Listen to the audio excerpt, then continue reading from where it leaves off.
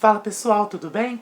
Bem-vindos mais uma vez ao Medicanal e hoje a gente começa uma série de vídeos muito especial.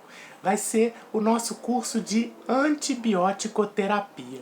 Vão ser 9 vídeos em que a gente vai falar um pouco mais sobre cada uma das classes de antibióticos e a utilização clínica deles no tratamento das infecções causadas por bactérias. Depois da vinheta eu te conto como que vai ser.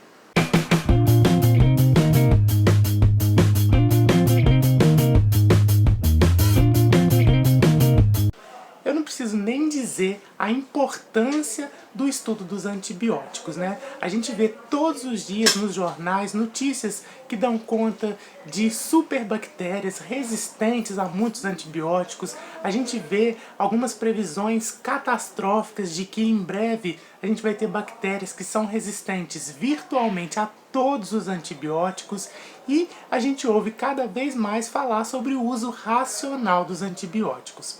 É por isso que para estudar antibiótico-terapia não basta a gente conhecer as classes de antibióticos, conhecer os espectros de ação desses antibióticos. A gente precisa conhecer alguns princípios gerais da antibiótico-terapia, né? Princípios que devem nortear o uso dos antibióticos, porque ao contrário de grande maioria dos fármacos, os antibióticos têm uma relação bastante complexa, né? Porque uma determinada infecção ela pode ser tratada por mais de um antibiótico, né? Cada antibiótico vai ter um espectro de ação mais amplo ou mais reduzido, então tudo isso deve ser levado em consideração na hora de instituir uma antibiótico-terapia. A escolha do antibiótico ela deve estar pautada em características do paciente, a infecção que está instalada naquele paciente, né? Muitas vezes a gente vai ter dois pacientes com a mesma infecção causada pela mesma bactéria, mas características próprias de cada paciente vão fazer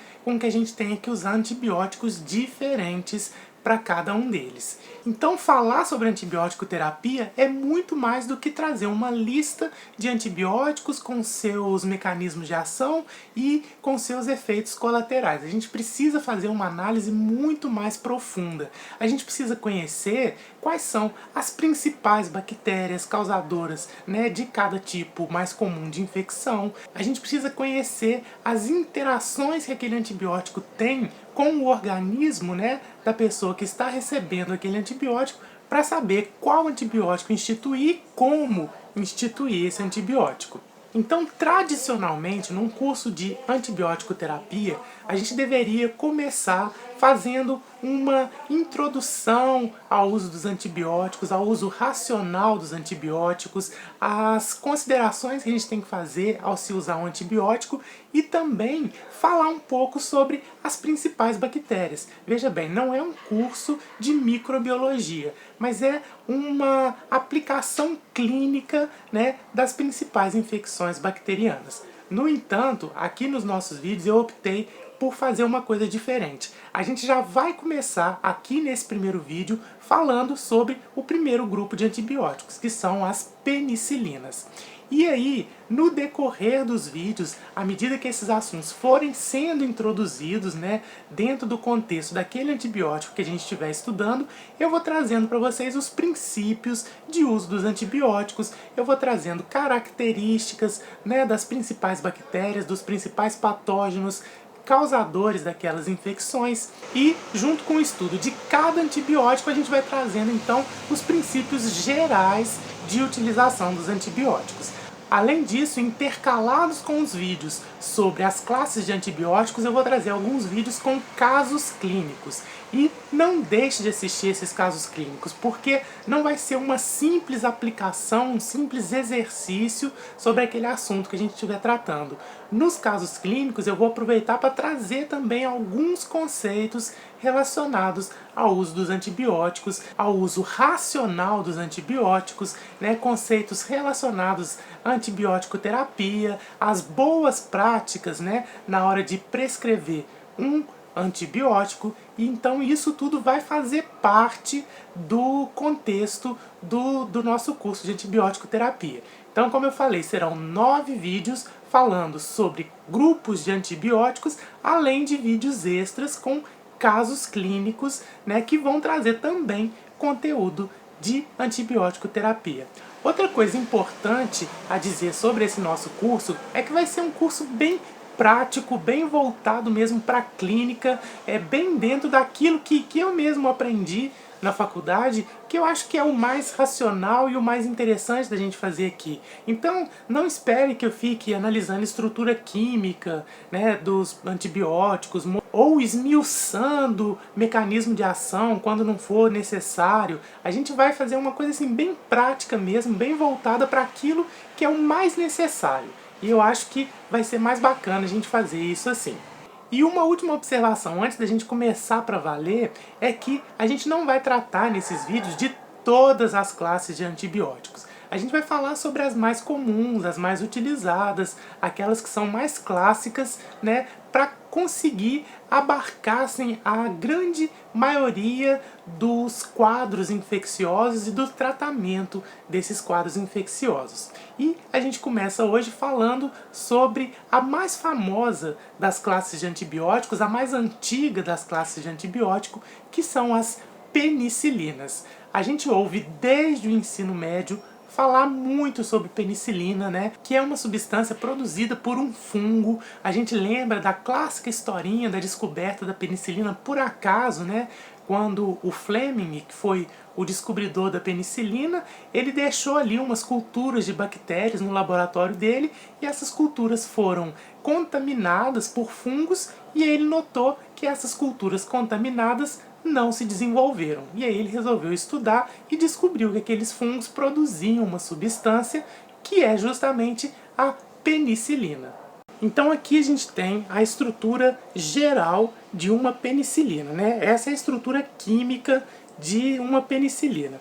E uma das porções mais importantes na molécula da penicilina vai ser esse anel quadradinho que eu estou marcando aqui, que é o chamado anel beta-lactâmico. O anel beta-lactâmico ele está presente não só nas penicilinas, mas em outros antibióticos que a gente vai ver na sequência dos vídeos, como as cefalosporinas, os carbapenêmicos e os monolactâmicos.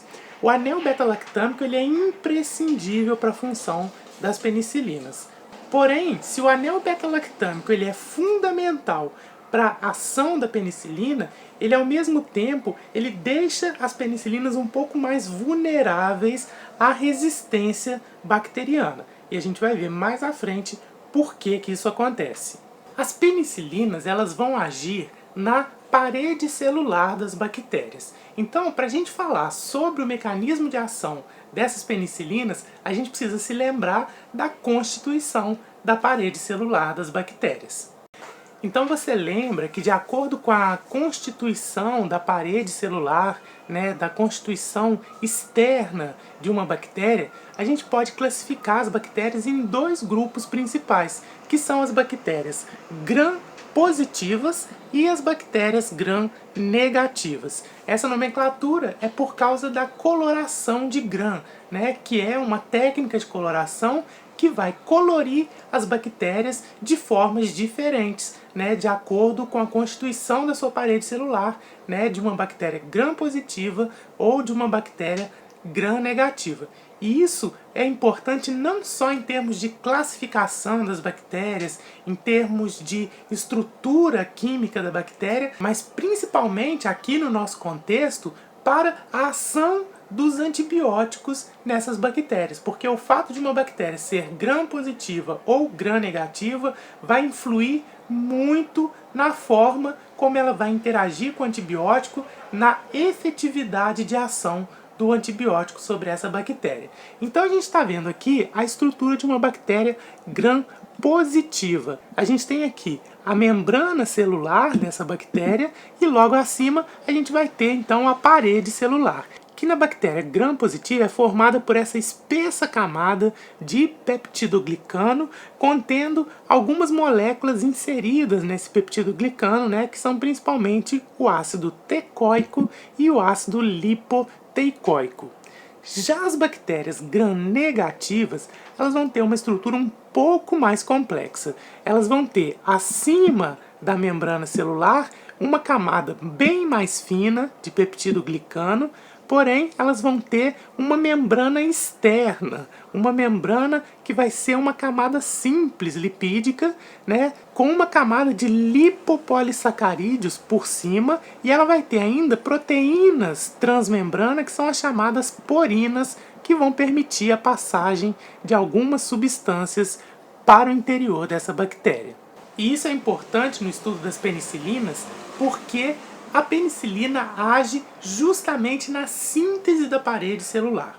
Então, durante a replicação bacteriana, na hora que a bactéria vai construir a sua parede celular, a penicilina ela vai inibir algumas enzimas que estão envolvidas na construção, né, na formação do peptidoglicano. E aí, esse peptidoglicano não se formando de maneira adequada, a gente não vai ter a formação de maneira adequada da parede celular da bactéria. E a parede celular da bactéria, ela é responsável por dar rigidez, por dar forma à bactéria. E aí, não se formando a parede celular da bactéria, essa bactéria entra num desequilíbrio osmótico que acaba levando ela à morte, né? Ela acaba sofrendo uma lise osmótica e morrendo.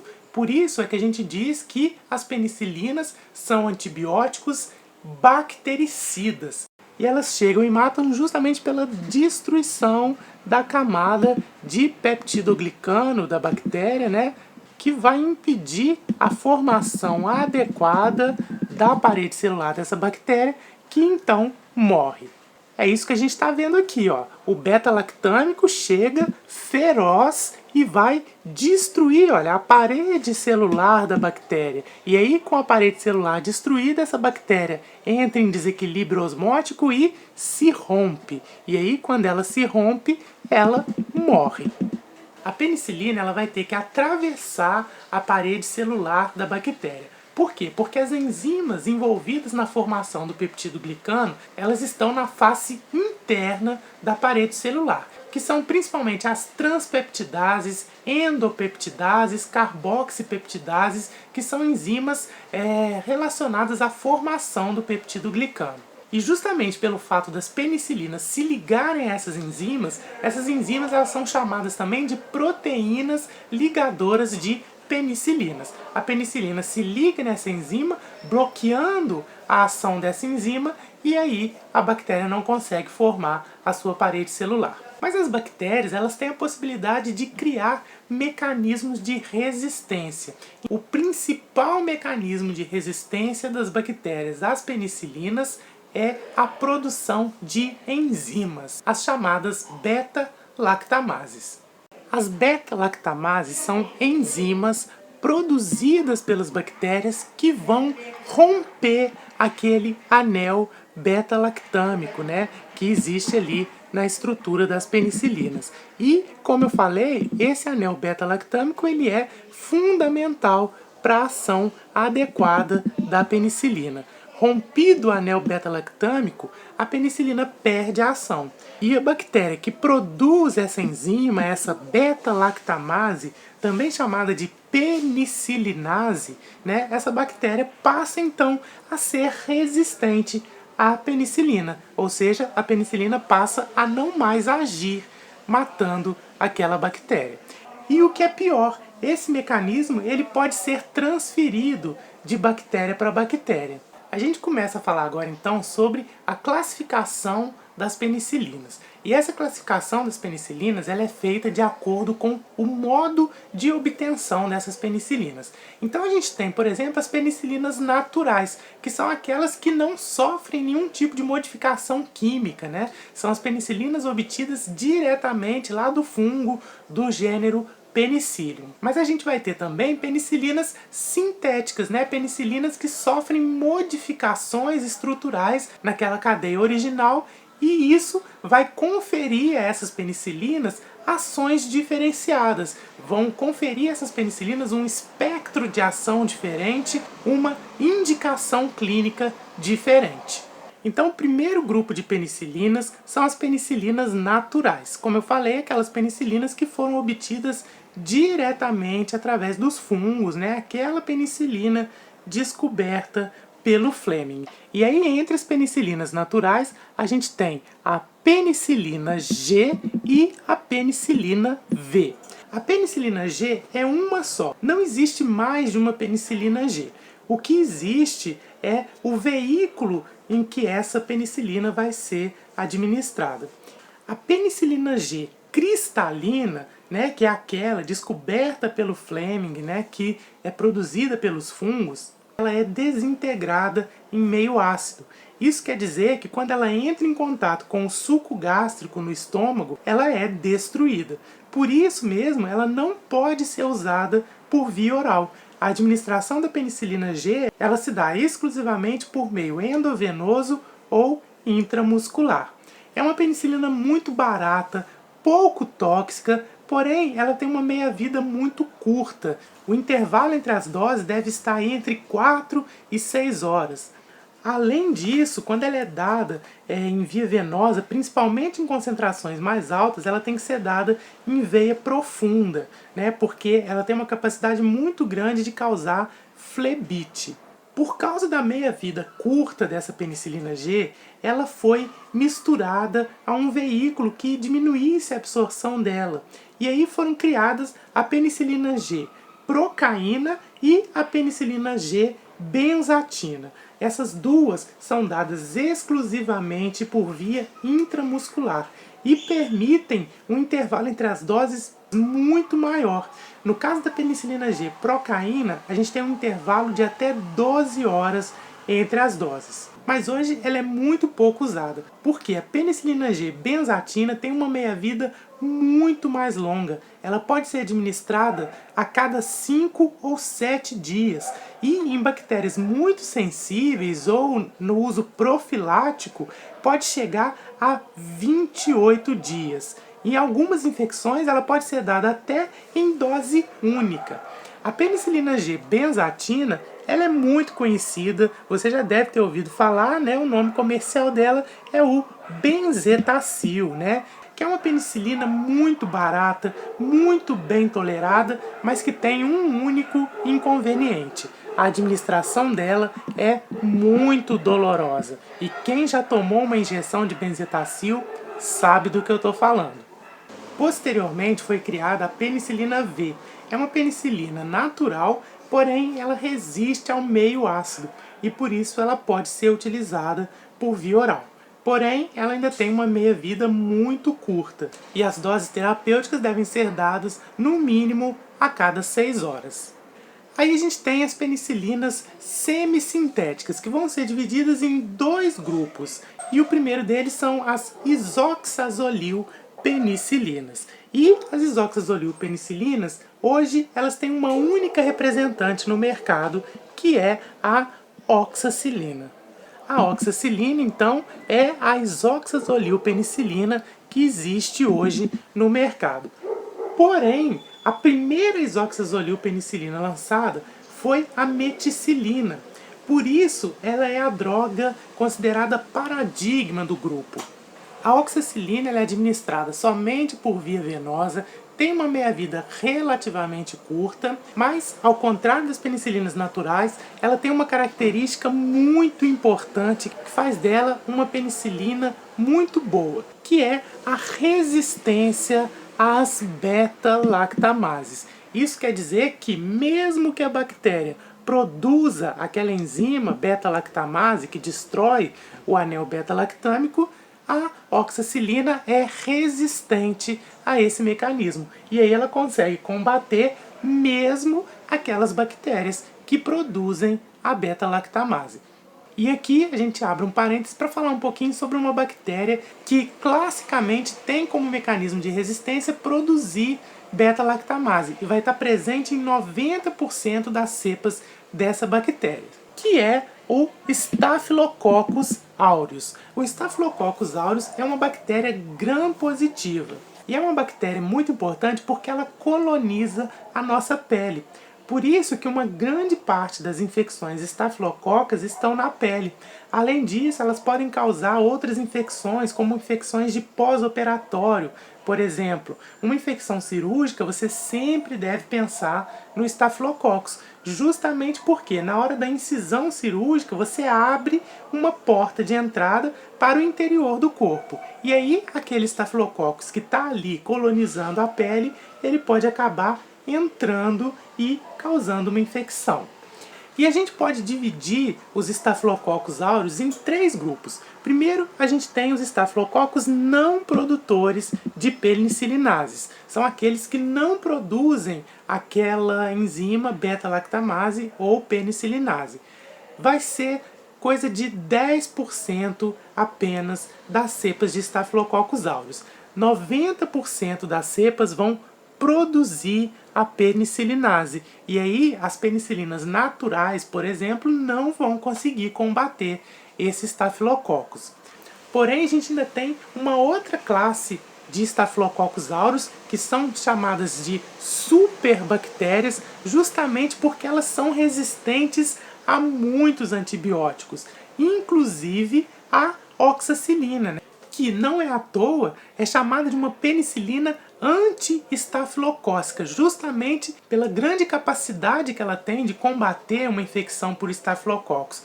Porém, ela não consegue combater esse Staphylococcus aureus multiresistente, que é chamado de MARSA, né? Que é essa sigla aqui, que quer dizer Staphylococcus aureus resistente à meticilina. E aí, por que a gente fala meticilina e não oxacilina? Porque, como eu disse, a meticilina ela vai ser a droga paradigma do grupo, apesar de hoje ela não ser mais usada. E aí, quando eu falo que esse Staphylococcus ele é resistente à meticilina, na verdade eu estou dizendo que ele é resistente a todas as isoxazolilpenicilinas, cuja grande representante é a oxacilina. Depois a gente fala, ainda dentro do grupo das penicilinas semissintéticas, sobre as alfa-aminobenzilpenicilinas, que tem como representantes 2 drogas, a ampicilina e a amoxicilina. As duas vão ter características muito semelhantes em termos de efetividade e espectro de ação. A única coisa que muda entre elas é que a ampicilina ela pode ser dada por via intravenosa ou via oral, enquanto que a amoxicilina é exclusiva por via oral. As duas têm baixo custo, as duas são bem toleradas, porém a amoxicilina tem uma meia-vida um pouco mais longa. Porém, essas duas drogas têm um defeito, que é o fato delas serem extremamente sensíveis às beta-lactamases. E aí, quando elas são usadas assim na forma isolada, elas não vão conseguir combater bactérias que produzem essa enzima, como por exemplo 90% das cepas de Staphylococcus aureus. Por isso elas são comumente associadas a outras drogas que são inibidoras das beta-lactamases, que são o sulbactam e o clavulanato ou ácido clavulânico, né? Essas drogas associadas, o que elas fazem é inibir a ação da beta-lactamase e com isso, aquele estafilococo que era resistente passa a ser sensível, além de outras bactérias que tinham como mecanismo de resistência produzir as beta-lactamases. Então a ampicilina é associada ao sulbactam e aí essa droga ela é administrada exclusivamente por via intravenosa, enquanto que a amoxicilina é associada ao ácido clavulânico. E aí ela pode ser usada tanto por via intravenosa quanto por via oral. Por fim, a gente tem um grupo das penicilinas semissintéticas especiais, que são, na verdade, 2 grupos distintos, mas como na prática elas são muito semelhantes, elas são estudadas juntas. E essa classe ela é representada por 2 drogas, que são a ticarcilina e a piperacilina. Ambas são administradas exclusivamente por via venosa e também comumente são associadas com o inibidor de beta-lactamase. Essas penicilinas, elas têm espectro de ação muito amplo, porém elas têm alto custo e por isso elas são usadas apenas em infecções graves, geralmente em pacientes de terapia intensiva. Falando um pouco sobre a farmacocinética das penicilinas, né, sobre a absorção e a distribuição das penicilinas. As penicilinas, elas não são boas atravessadoras de barreiras, como a barreira hematoencefálica, por exemplo, né? Na prática, isso quer dizer que as penicilinas vão ser muito pouco efetivas no tratamento das meningites, por exemplo. Porém, existem exceções. A penicilina G, a oxacilina e a ampicilina são boas atravessadoras da barreira hematoencefálica e por isso podem ser usadas nas meningites. Grande maioria das penicilinas, elas não vão ser metabolizadas, elas não têm metabolismo hepático. Elas vão ser eliminadas pelo rim na sua forma ativa. Então as penicilinas, elas chegam via circulação lá no rim e quando elas passam pelo rim, elas vão passar pelo processo de filtração, mas principalmente pelo processo de secreção tubular, isso tudo na forma ativa, sem ter sofrido nenhum tipo de metabolização. E aí elas vão ser eliminadas pela urina nessa forma ativa.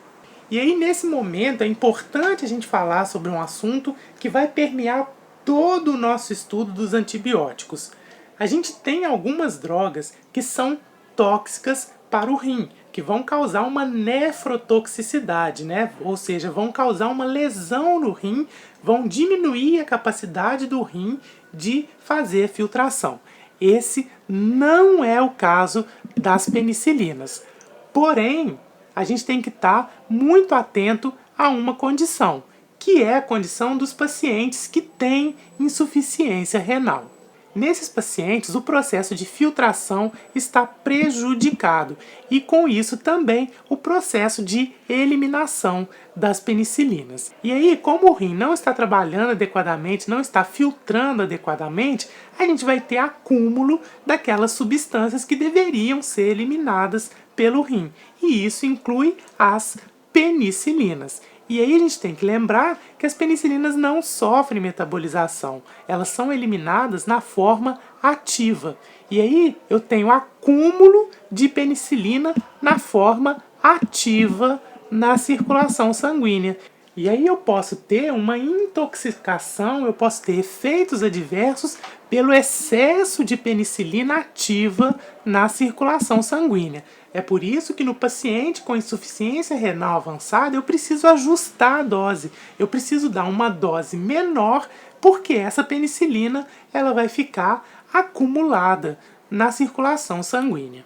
É importante observar que as penicilinas também são inativadas por secreções purulentas. E isso é quase um consenso para todos os antibióticos. O antibiótico ele não tem boa penetração na secreção purulenta. E por isso a secreção purulenta precisa ser drenada, senão não vai haver eliminação daquele agente infeccioso. Agora a gente vai falar um pouco sobre o espectro de ação e sobre as indicações clínicas das penicilinas. E a gente começa falando sobre as penicilinas naturais. Elas são boas, muito boas, para tratar infecções estreptocócicas. Então os estreptococos eles são muito sensíveis às penicilinas, porém o Streptococcus pneumoniae, que é o principal causador de pneumonias, e os enterococos, que vão causar infecções pélvicas e abdominais, vão ter uma resistência moderada a essas penicilinas, então não vão ser boas penicilinas para tratar essas bactérias. Elas vão ser efetivas somente contra o Staphylococcus aureus, que não produz penicilinase, que são apenas 10% das cepas, né? Já que são antibióticos muito sensíveis a essas enzimas. Já entre os aeróbios gram-negativos, elas vão ser muito efetivas contra a Neisseria meningitidis e a Neisseria gonorreia, que vão causar meningites e gonorreia.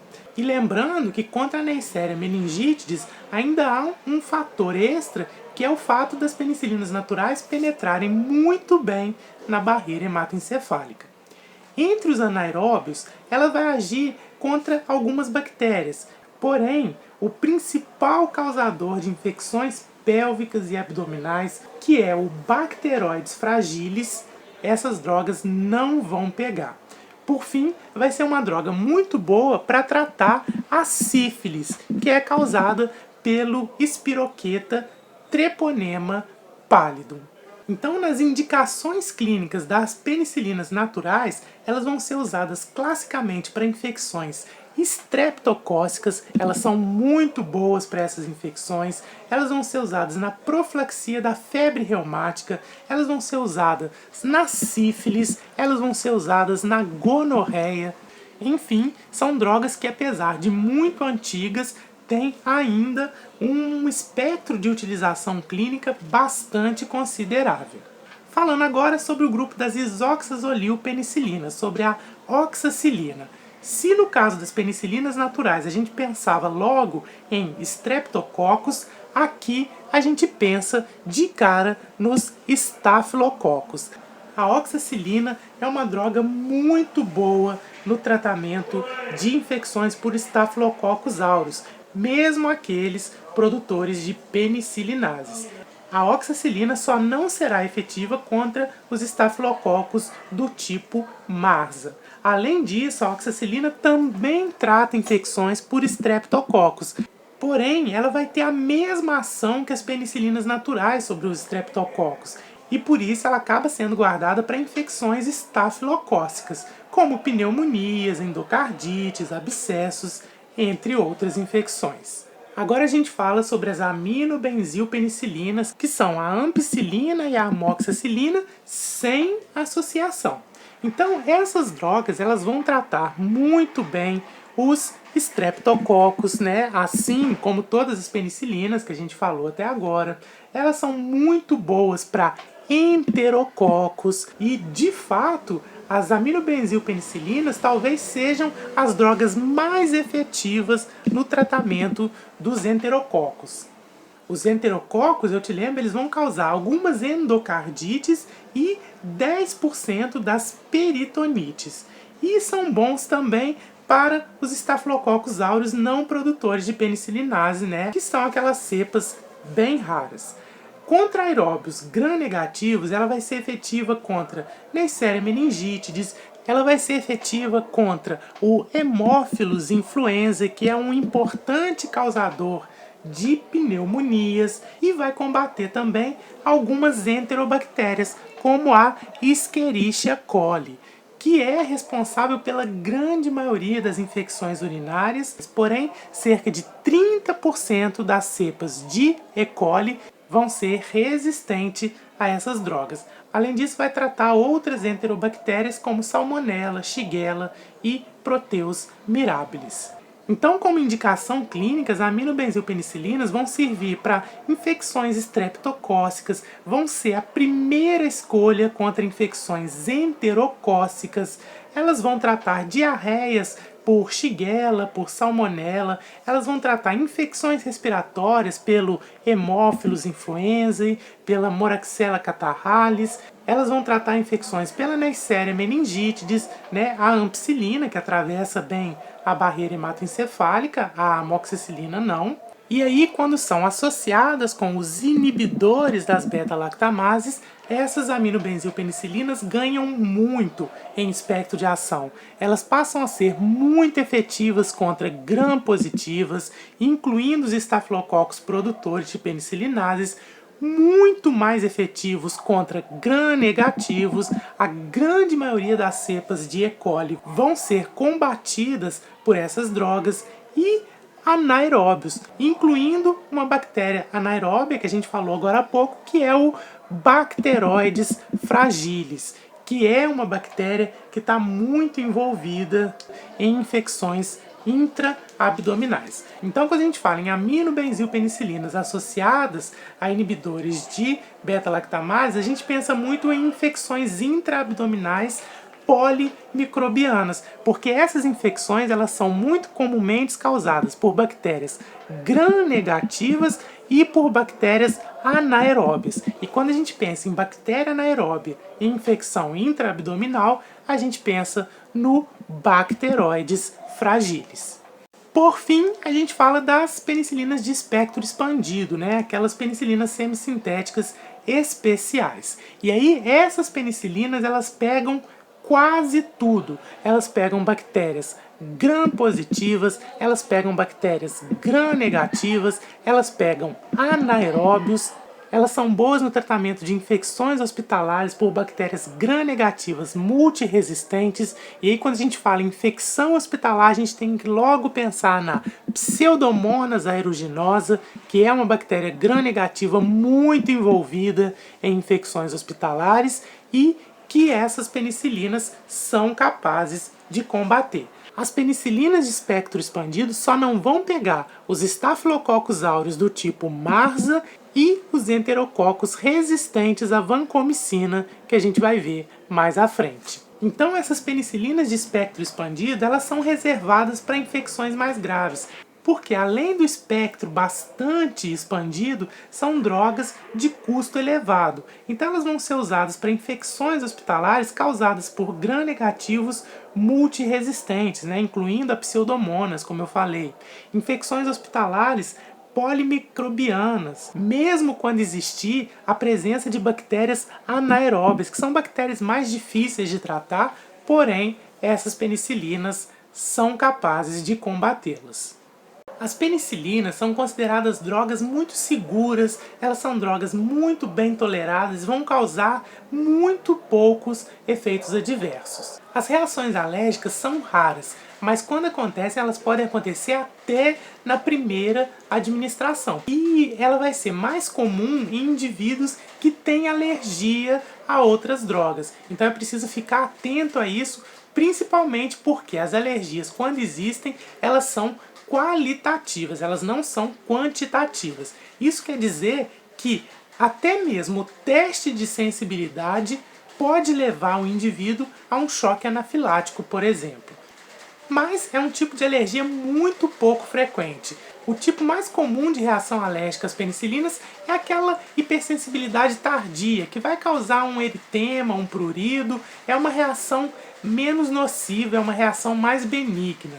Porém, deve-se ficar atento quando o indivíduo tem uma história de alergia a outras drogas, é um indivíduo polialérgico, você tem que ter um pouco mais de atenção na hora de administrar as penicilinas. Ela pode causar algumas outras manifestações, como agitação, confusão mental, convulsões não são comuns. Elas podem causar no fígado elevação das transaminases. Elas podem causar uma anemia hemolítica, uma neutropenia, uma disfunção plaquetária, mas são todas reações bastante raras. Ela pode causar uma diarreia mais leve por um desarranjo da flora intestinal, mas nada muito grave. Além disso, as penicilinas, principalmente as penicilinas naturais, elas são consideradas drogas muito seguras para uso em gestantes. Então é isso, esse foi o nosso primeiro passo pelo universo dos antibióticos. Eu te convido agora a assistir o nosso primeiro vídeo de casos clínicos, onde a gente vai apresentar alguns casos clínicos relacionados às penicilinas, onde a gente vai falar um pouco também sobre as normas gerais de antibiótico terapia. Deixe seu comentário aqui embaixo dizendo o que você achou desse vídeo, dá o seu joinha para ajudar a divulgar o canal e dê seu apoio ao Medicanal lá no Apoia-se. A gente se vê no próximo vídeo da série, um grande abraço e até lá!